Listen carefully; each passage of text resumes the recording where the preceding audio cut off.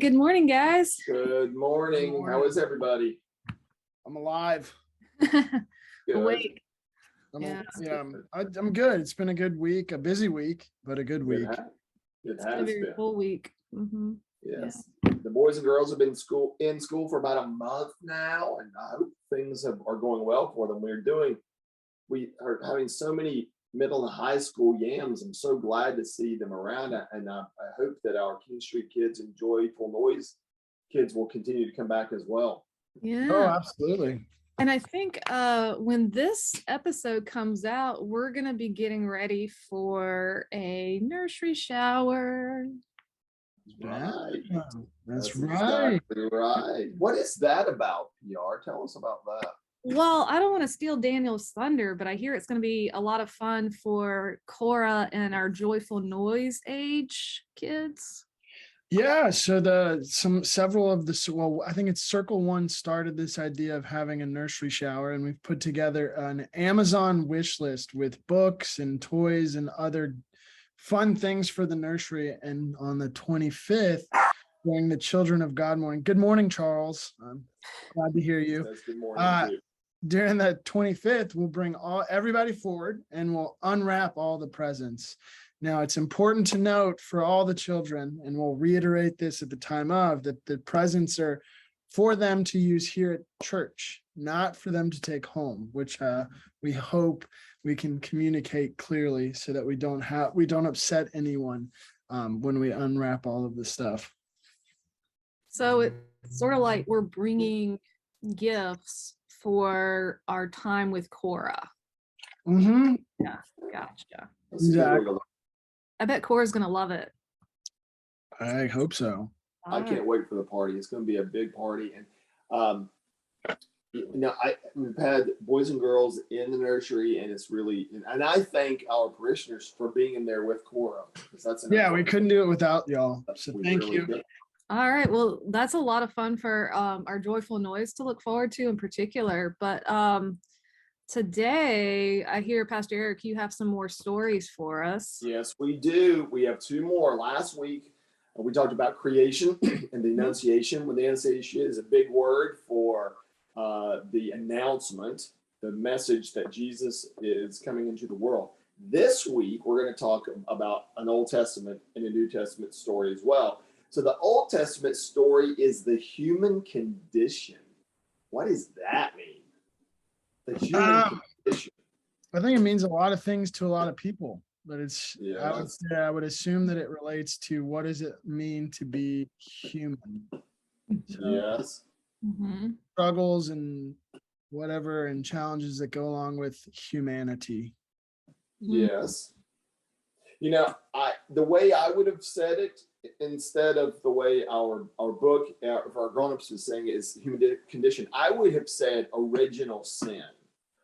Original sin is still confusing for grown-ups, especially little boys and girls, but for grown-ups too. But original sin means where did humanity, men and women, sort of mess up? Because in creation, we talked about creation last week, and God created everything and says it is good, and it is good, and it was good until it wasn't good.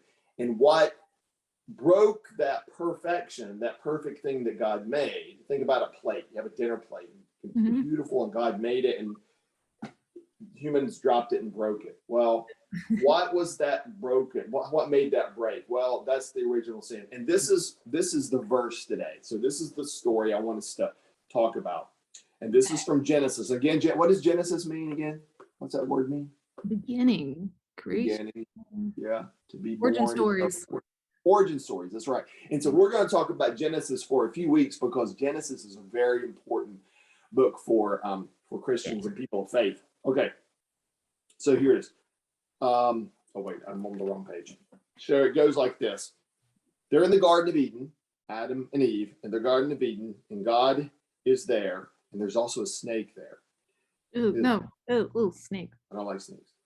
But the serpent said to the woman, because there was an apple there, or there was a fruit on a tree, and God said, don't eat this tree. Do not do whatever, don't go here. Well, of course, they human beings, that's grown-ups and little kids, they went right to what they weren't supposed to do. Yeah. Did you And always follow what your parents told you to do when you were a kid, Pastor well, Eric? If you tell me not to do something, I just pretty much instinctively go and do it. that's kind of the story. I mean, that's kind of what's happening here. So God said, don't do it. So the serpent said to the woman, you will not die if you eat the apple. For God knows that when you eat of it, your eyes will be open and you will be like God, knowing good and evil. All right.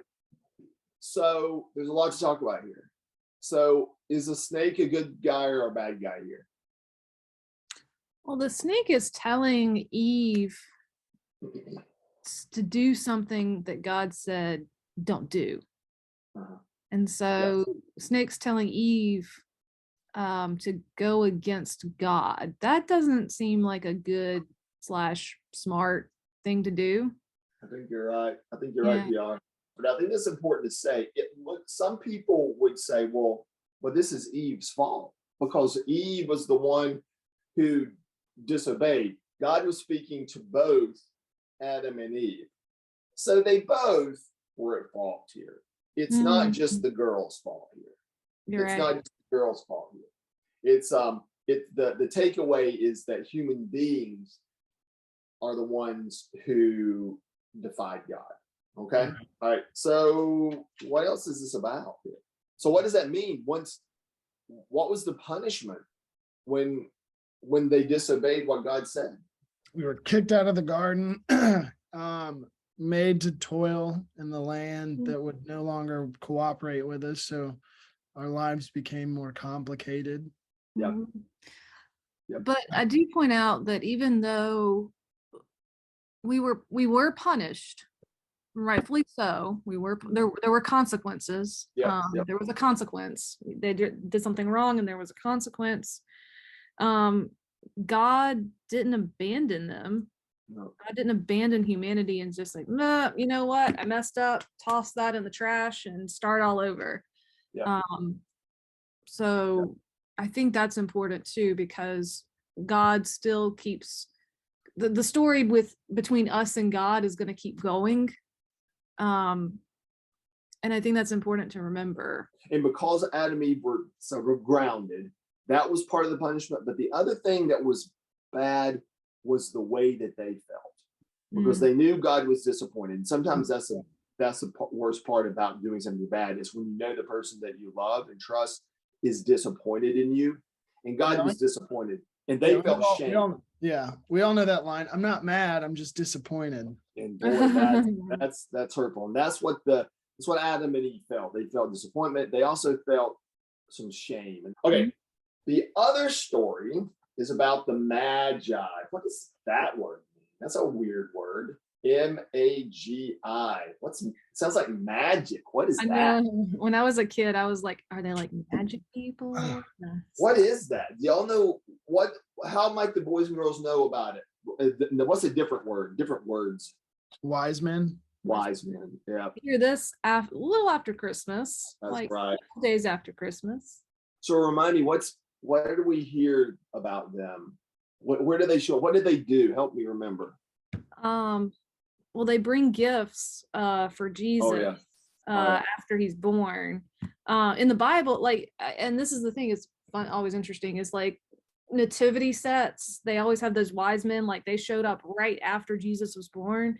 And actually in the Bible, we find out that it was actually quite some time. Like Jesus was getting on towards being a little more of a toddler, maybe not full blown, but Jesus was getting on a little bit. He wasn't a newborn infant baby by the time they showed up. It took him a little while.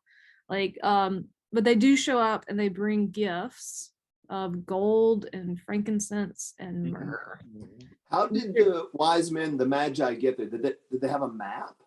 They followed a star that appeared. Oh, that's right. The star. Yeah, there's a star that appeared at the same time Jesus was born, and they noticed it because they were like people that watched the sky, and they noticed it and they said, let's go follow that star. And so they went looking for this king. They kept saying, we're looking for this king, we're looking for this person that was born at the same time that the star came up.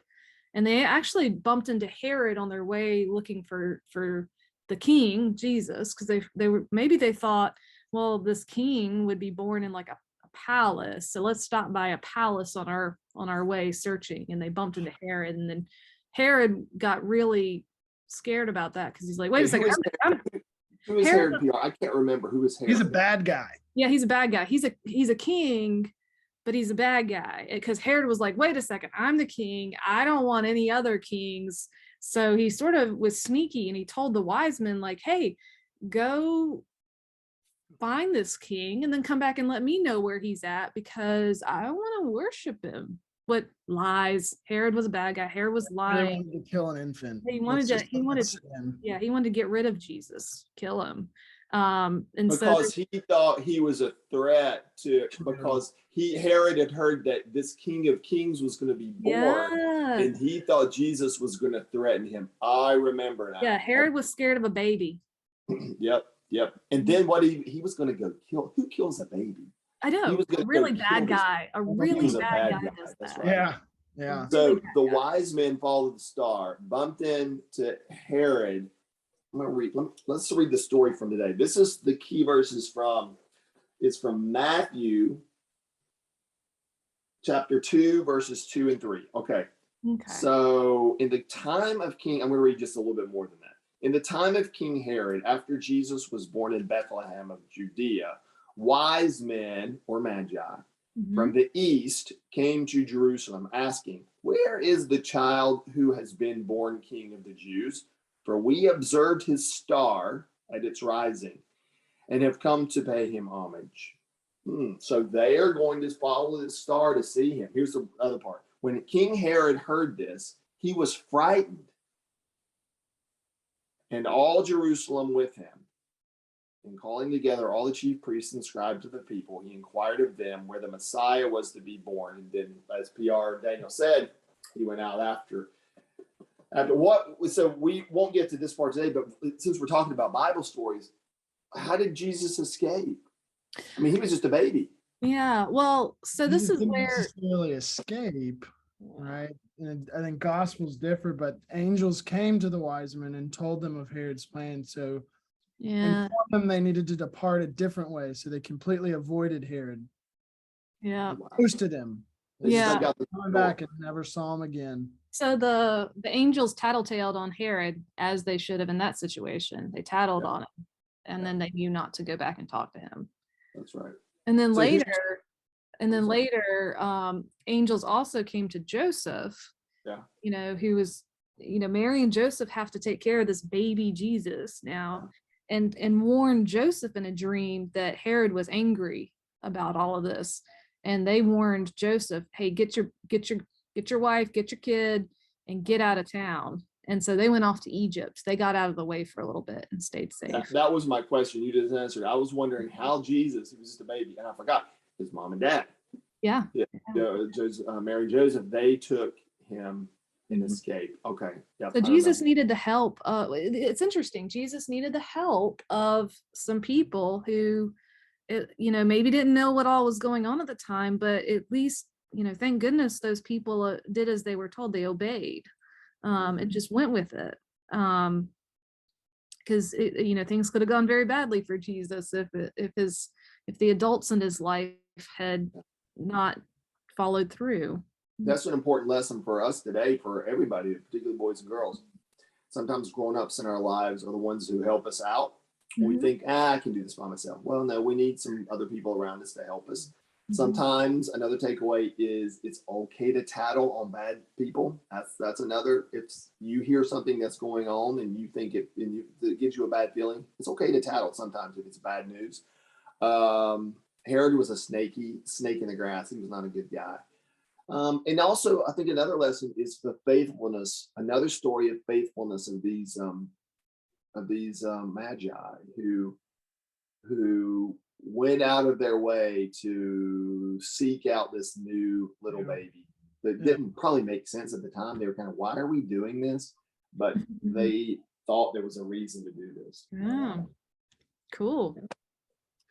All right. And then next week, we're going to talk about something that people in Charleston are really comfortable or really familiar with. Yeah. We're going to talk about a flood. Oh. I hear this one's bigger than downtown Charleston. This is like, I don't know. Yeah. Oh, we're talking about how, well, I can't say it. Never mind. I'll save it for next week. It was knee deep at over on Calhoun by Johnny Sturr's place. Yeah. What else we got to talk about next week, PR? Ooh. This is a little weird. It's like backwards. We're talking about the birth of Jesus. But we just talked about Jesus was already born, but we're going to go back and grab the birth of Jesus. Yeah, I'm not sure why they're doing it that way, but oh, that's my favorite. I love that story. And I think boys and girls, I think everybody, even folks who don't know a lot of the Bible stories, they're going to know this one next week. We hear Actually, both of them. Yeah. That guy in his boat and the flood, and we'll hear about all that stuff. Okay, good. All right. Cool. What else? Anything else? I think that covers it. Yeah. Have a good week, y'all. I hope y'all have a great week too. See you soon. Well, everybody. Bye. Bye-bye.